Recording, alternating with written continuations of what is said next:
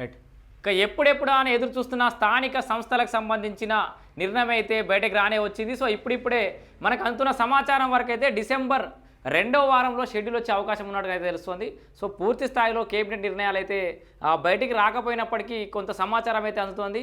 December 1వ తేదీ నుంచి 9వ తేదీ వరకు ఈ ప్రజాపాలన వారోత్సవాలను నిర్వహించి ఆ ప్రజాపాలన వారోత్సవాల ద్వారా గ్రామాల్లోకి క్షేత్రస్థాయిలో కాంగ్రెస్ పార్టీ చేస్తున్నటువంటి సంక్షేమ పథకాలు అభివృద్ధి కానీ సో వాళ్ళ వెల్ఫేర్ మొత్తం కూడా గడప గడపకు తీసుకెళ్ళి పార్టీకి సంబంధించిన సంక్షేమ పథకాలు ప్రజలందరూ కూడా తెలియజేసిన తర్వాతనే స్థానిక సంస్థల ఎన్నికలు పోవాలని చెప్పేసి అయితే కాంగ్రెస్ పార్టీ భావిస్తున్నట్టుగా తెలుస్తోంది. ఇప్పుడే మనకు అందుతున్న సమాచారం. సో జనరల్గానే సర్పంచ్ల పదవీ కాలం ముగిసి ఇప్పటికే 20 నెలలు గడుస్తున్న నేపథ్యంలో సెంట్రల్ గవర్నమెంట్ నుంచి రావాల్సినటువంటి గ్రాంట్స్ అన్ని కూడా ఆగిపోయినాయి. గ్రామాలలో పారిశుద్ధ్యం పడకేసింది. సో ఎక్కడి నిధులు అక్కడనే ఆగిపోవడం వల్ల ఇబ్బంది తలెత్తుందని చెప్పేసి విమర్శలు వస్తున్న నేపథ్యంలో కాంగ్రెస్ పార్టీ అయితే మరి ఆ అంశంతో పాటు మరొక కీలకమైన అంశం బీసీ రిజర్వేషన్ల అంశం. సో ఈ రిజర్వేషన్ల వల్లనే స్థానిక సంస్థల ఎన్నికలు అయితే ఆగినాయి.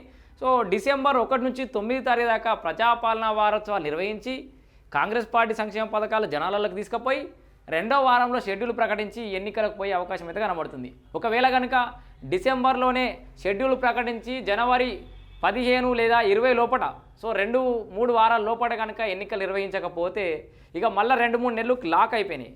అటు మన మేడారం జాతర నిర్వహించాల్సి ఉంది, దాని తర్వాత ఇంటర్మీడియట్ ఎగ్జామ్స్ ఉన్నాయి, ఆ తర్వాత ఎస్ఎస్సి ఎగ్జామ్స్ ఉన్నాయి. ఇట్లా కంటిన్యూగా ఎగ్జామ్స్ ఉండడం, మేడారం జాతర నిర్వహించుకోవడం, సో ఇట్లాంటి అన్ని టైట్ షెడ్యూల్ ఉన్న నేపథ్యంలో ఆ తర్వాత జిహెచ్ఎంసీ ఎన్నికలు కూడా ఉన్నాయి. సో ఇట్లా ఈ కంటిన్యూస్ షెడ్యూల్ బిజీ ఉన్న నేపథ్యంలో ఒకవేళ స్థానిక సంస్థల ఎన్నికలు నిర్వహించాల్సి వస్తే ఖచ్చితంగా డిసెంబర్ 2వ వారం మొదలుకొని జనవరి 2-3వ వారం లోపల మాత్రం ఖచ్చితంగా ఎన్నికలు నిర్వహించి తీరాల్సిందే. అంతకు మించి టైం అయితే షెడ్యూల్ అయితే ఖాళీగా లేదు. మరి ఈ నేపథ్యంలో ఇటు రిజర్వేషన్ల విషయం అధికారికంగా ఖరారు కాలేదు. మరోవైపు బీసీ సంఘాల నాయకులు ఆర్ కృష్ణయ్యనేమో లేఖ రాసిండు, మీరు స్థానిక సంస్థలకి ఇంకా ఆగమేం పడిపోయింది, ఇన్ని రోజులు ఆగిరు, ఇంకో 4 రోజులు ఆగలేరా, పార్లమెంట్ సెషన్ జరగాల్సింది కదా, అధికారికంగా రిజర్వేషన్లు వస్తేనే మీరు ఎన్నికలకు పోవాలని చెప్పేసి ఏమో అటు బీసీ సంఘం నాయకులు కూడా చెప్తున్నారు. సో అటు వస్తున్న నేపథ్యంలో మరి రేవంత్ రెడ్డి సర్కార్ ఏం నిర్ణయించుకోబోతోంది? జూబ్లీ హిల్స్ గెలిచిన నేపథ్యంలో సో రాష్ట్రమంతా మనం అనుకున్నంతగా కాంగ్రెస్ పార్టీకి వ్యతిరేకత ఏం లేదు, ప్రజల్లో కొంత సానుకూల వాతావరణమే ఉందని అనిపిస్తున్న నేపథ్యంలో ఈ సానుకూల వాతావరణంలోనే ఎన్నికలకు పోతారా? పాత రిజర్వేషన్లను ప్రకటిస్తే బీసీ సంఘాల నుంచి ఏమైనా వ్యతిరేకత వస్తుందా? ముందుగానే వాళ్ళందరినీ బుజ్జగిస్తారా? మరి రేవంత్ రెడ్డి వ్యూహం ఎలా ఉంది? బీసీ సంఘాల నాయకులు ఈ పాత రిజర్వేషన్లు ప్రకటిస్తే ఎలా రిసీవ్ చేసుకోబోతున్నారు? లేదు ఎన్నికల ఆలస్యమైనా పర్వాలేదు అధికారికంగానే రావాలని ఆగుతారా? లేదు ఇప్పటికే గ్రామాలలో పారిశుద్ధ్యం పడికేసింది కాబట్టి ఇప్పుడైతే ఎన్నికలు నిర్వహించండి, ఆ తర్వాత రిజర్వేషన్ల గురించి అయితే కొట్లాడడం అందరం కలిసి వస్తామంటారా? మరి ఎట్లయితే గట్లా ఎన్నికలకైతే పోదామని రేవంత్ రెడ్డి సర్కార్ నిర్ణయం తీసుకుంటుంది అనేది అయితే మనకి ఇప్పుడే స్పష్టత అయితే రావాల్సిన అవసరం ఉంది.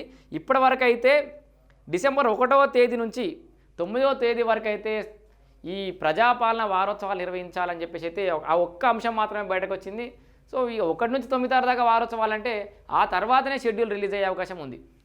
ఇక్కడ ఇంకొక విషయం ప్రధానంగా నిన్నటి నుంచి వైరల్ అవుతున్నటువంటి అంశం ఏంటంటే మొన్నటి వరకు ఏడాది నుంచి మొత్తుకుంటున్న విషయం ముందుగా ఎంపీటీసీ జెడ్పీటీసీ ఎన్నికలు అవుతాయి, ఆ తర్వాత సర్పంచ్ ఎన్నికలు అవుతాయి అని చెప్పేసి కూడా వైరల్ అయింది ఆ ముచ్చట.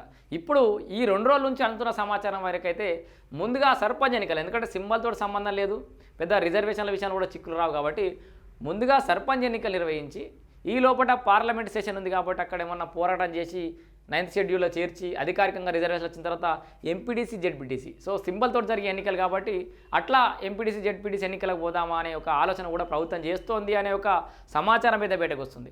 సో ఏం జరగబోతోంది? డిసెంబర్ 1 నుంచి 9 దాకా వారోత్సవాల తర్వాతనే ఎన్నికల షెడ్యూల్ రాబోతుందా, లేదా ఇంకా లేట్ అయ్యే అవకాశం ఉందా? మరి ఇంత తొందర నిర్వహిస్తే అధికారికంగా లేదు, లేట్ చేద్దామంటేనేమో గ్రామాలలో పారిశుద్ధ్యం పడికించింది. ఇటు బీసీ సంఘాలు, అటు రిజర్వేషన్లు, ఇటు సెంట్రల్ నుంచి రావాల్సిన గ్రాంట్స్, ఓవైపు ఏమో మంచి వాతావరణం ఉంది, ఇప్పుడు ఎన్నికలు పోవాలనే ఒక ఉబ్బలాటం.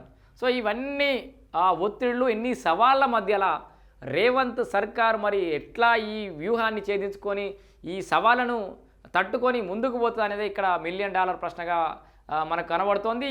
ఈ అంశాలతో పాటు మరోవైపు పార్టీ ఫిరాయింపులకు సంబంధించిన అంశం కూడా ఇప్పుడు చర్చలో నడుస్తుంది.